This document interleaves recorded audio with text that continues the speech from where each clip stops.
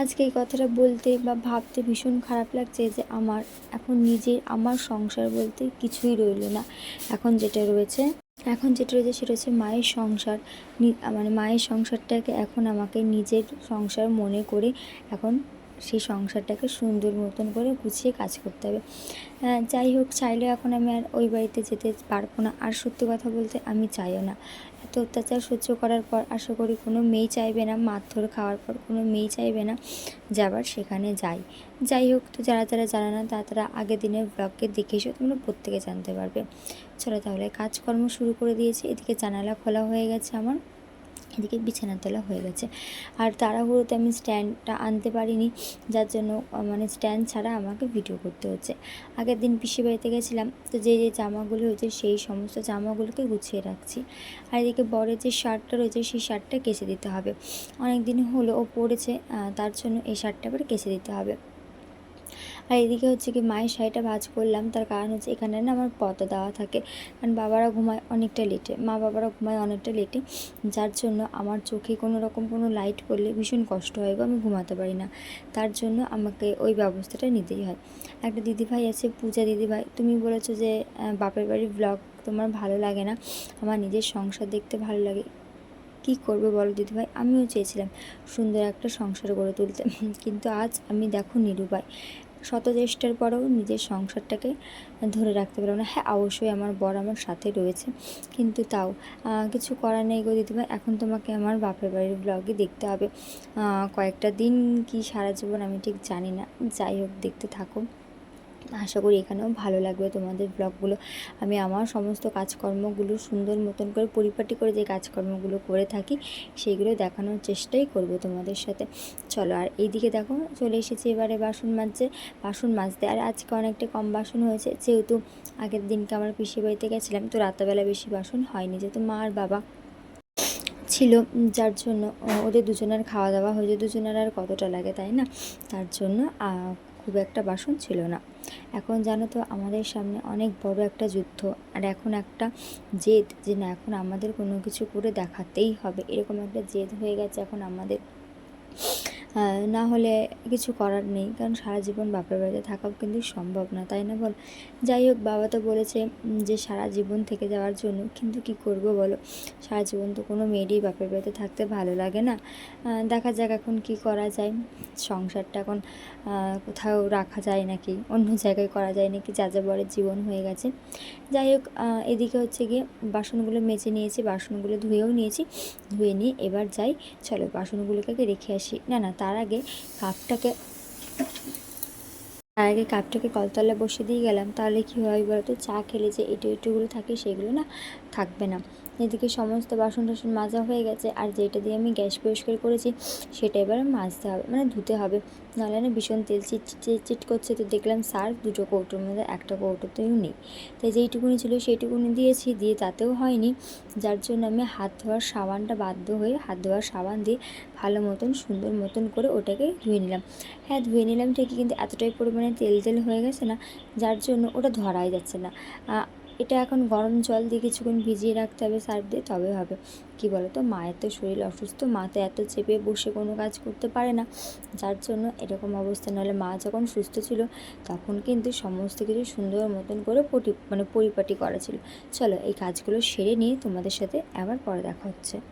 Hello everyone, good morning. কেমন আছো তোমরা সবাই? আজকে তোমরা প্রত্যেকে ভালো আছো? হ্যাঁ, আমরা কিন্তু প্রত্যেকে ভালো আছি। এখন বাজে ঠিক 7:18, হাঁপিয়ে গেছি। এই যে দাঁড়া দেখাচ্ছি, এই যে বড়ো যে হাঁড়িটা দেখতে পাচ্ছি, এই হাঁড়িটা তুলে নিয়ে এসেছি, তো হাঁপিয়ে গেছি। যাই হোক, 7:30টার মধ্যে আমার সমস্ত কাজ একদম কমপ্লিট হয়ে গেছে। ওই ঘর আর রান্নাঘর সমস্ত কিছু পরিষ্কার করা হয়ে গেছে, জল ভরা হয়ে গেছে, বাইরের ঘরের সমস্ত জল ভরা হয়ে গেছে, বাসন মাজা হয়ে গেছে, সমস্ত কিছু কমপ্লিট একদম। এইবার আমি এই যে ব্রাশ আর মাজা নিয়ে নিচে ঝটপট করে ব্রাশটা করবো, করে ঝটপট করে চলে আসবো। তাহলে চলো তোমাদের সাথে একবার দেখা হচ্ছে ফ্রেশ হয়ে। আর হ্যাঁ, চলো তোমাদের একবার ব্যাক ক্যামেরা করে দেখিয়ে দিই রান্নাঘরটা কত সুন্দর করে পরিষ্কার করে নিয়েছি। চলো এখন কথা, টাটা।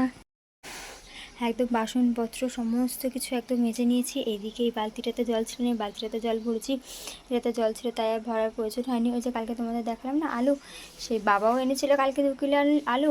বাবা তো জানতো না আর আমরাও জানতাম না। আমরা আগের দিনকে 2 কিলো আলু, এই সরি 2.5 কিলো আলু এনেছিলাম, সেই নিয়ে একদম পুরো এটা দেখো ঝুড়িটা একদম পুরো ভরে গেছে। আর এই দেখো পেঁয়াজ, রসুন, আদা, লঙ্কা, নিচে টমেটো দিয়ে একদম সমস্ত এই ঝুড়িটা ভরে গেছে। এইদিকে দেখো ভিন্ডি, পটল আরও যা যা আছে সমস্ত কিছু দিয়ে এই ঝুড়িটা পুরো ভরে গেছে। আমরা আগের দিনকে বাজার করেছিলাম, সেহেতু একদম বাজার সমস্ত কিছু নিয়ে চলে এসেছি। তো আগের দিন ব্লগে দেখেছি। তো এই দেখো রান্নাঘর পরিষ্কার, এদিকের ঘরটা একদম চকচক করছে। চলো এবার আমি ব্রাশটা করে নিই। এদিকে ফ্রেশ হয়ে গোপাল দেওয়া হয়ে গেছে। আমি যখন গোপাল দিয়ে নিয়েছি তখন আমার মা ঘুম থেকে ওঠেনি। আমার মায়ের এই বাড়িতে অভ্যাস আছে, বিয়ের আগেও আমার সেম জিনিসটাই ছিল, যে লেট করে শোয়া মানে লেট করে ওঠা, যেহেতু লেট করে শুচ্ছি তো সকালে লেট করে উঠবো। কিন্তু আমার তো এই বাড়িতে তা হয় না, আমার বরকে যেহেতু কাজে যেতে হয় যার জন্য তাড়াতাড়ি উঠতে হয়, ওই জন্য আমরা কিন্তু তাড়াতাড়ি ঘুমিয়ে পড়ি। চা খেয়ে দিয়ে নিই। এদিকে আমি আর মা এসেছিলাম একটু দোকানে টুকিটাকি দোকান করতে। তো এদিকে রাধা গোপালের বিস্কুট নিয়েছি, আমাদের বিস্কুট নিয়েছি। আর আমার না সকালবেলায় চা বিস্কুট খেয়েছি, কিছু খেতে ইচ্ছা করছে না, তার জন্য আমি একটা বাউলি কেক নিলাম। আমার কিন্তু বাউলি কেক খেতে ভীষণ ভালো লাগে। বাউলি কেক দেখলে জানেন তো স্কুলের কথা মনে পড়ে যায়। আগে স্কুলে যে টিফিন নিয়ে যেতাম বাউলি কেক, আর ঠিক যে জায়গাটা চকলেট থাকে সেই জায়গাটা চকলেটের ওই কেকটা নিয়ে মারামারি করতাম আমরা সবাই মিলে। সেই দিনগুলো মনে পড়ে গেলো। চলো বাড়ি যাই, তারপর তোমাদের সাথে দেখা হচ্ছে। তো এখন বাজে ঠিক 12টা বাজতে 5 মিনিট বাকি। আর কিছু তো তোমাদের দেখালাম, সকাল থেকে তো কিছু রান্নাবান্না হচ্ছে। এদিকে আমি কিছু করলাম, মা কিছু করছে, আমি ভাতটা বসিয়ে দিলাম। তো মা বাদ বাকি কিছু করছে, ততক্ষণ আমি ঝটপট করে যাবো, স্নান করবো। স্নান করে এসে আবার রাধা গোপাল দেবো।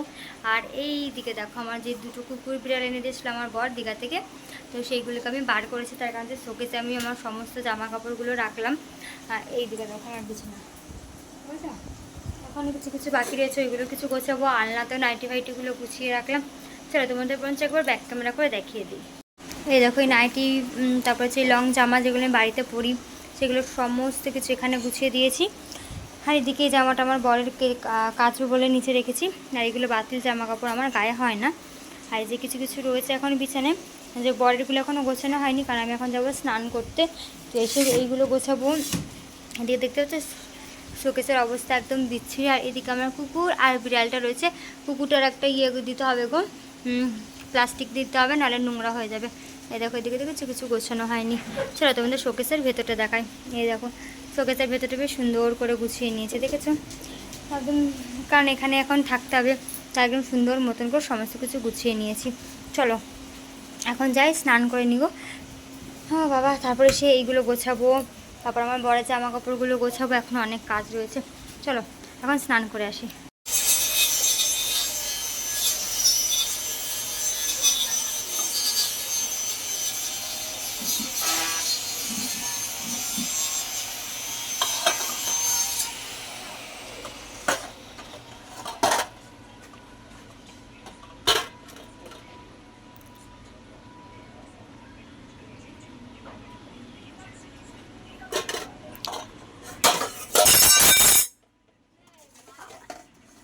আমি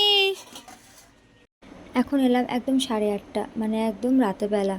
রাতেরবেলা রান্না হবে সেটারই তোড়জোড় চলছে এখানে। কিন্তু আমি আর মা দুজন মিলে গুছিয়ে এই সংসার করি, মানে হচ্ছে কি মা কিছু কাজ করে আমি কিছু কাজ করি, এরকম মিলিয়ে মিলিয়ে কাজ করছি।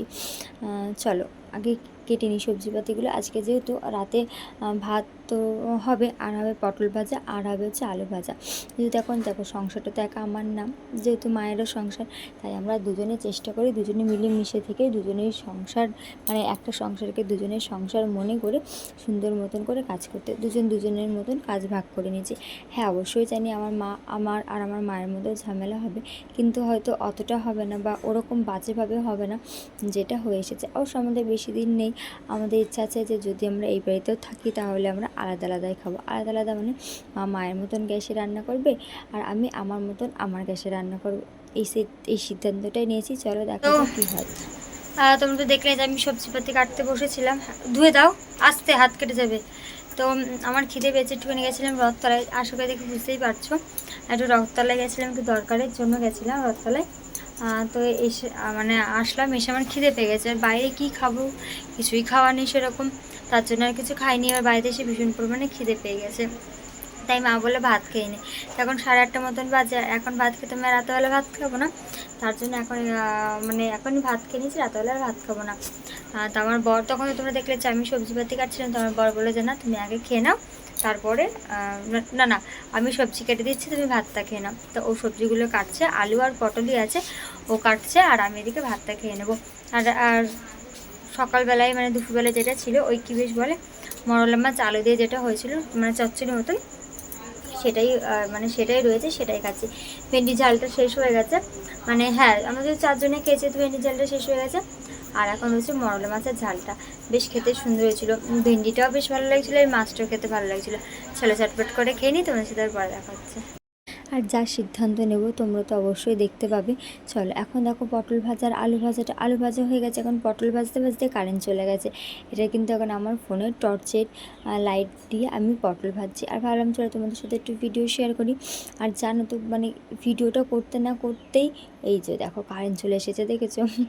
আমি যেই ভিডিও করতে গেলাম তখনই কারেন্টটা চলে এসেছে। এই ল্যাম্পোর আলো অনেক দিন পর কিন্তু আমি কাজ করলাম, কারণ আমার ওই বাড়িতে খুব একটা তো কারেন্ট যায় না, তোমরা প্রত্যেকেই জানো।